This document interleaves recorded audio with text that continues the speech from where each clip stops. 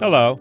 This video will demonstrate how to update your Samsung washer with two new wash cycle warning labels, a translucent wash cycle warning label for the console and an orange and white warning label to position under the washer lid. To apply the new translucent wash cycle warning label to the console, clean and dry the surface area for the new warning label on the left side of the console. Peel off the adhesive sheet from the back of the label. Apply the warning label directly below the Samsung logo.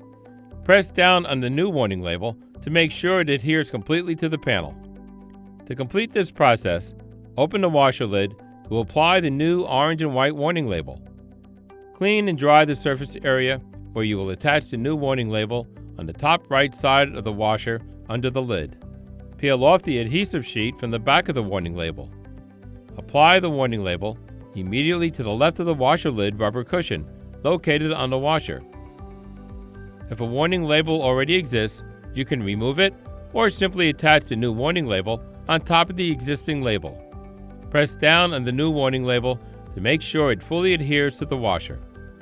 Now that you have applied the new warning labels, please remember, only use the bedding cycle on your washer to wash bedding and bulky items, and only use the waterproof cycle to wash waterproof, water repellent, or water-resistant items.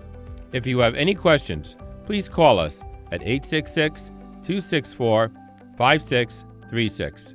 Thank you for your support of Samsung products. Your safety is our top priority.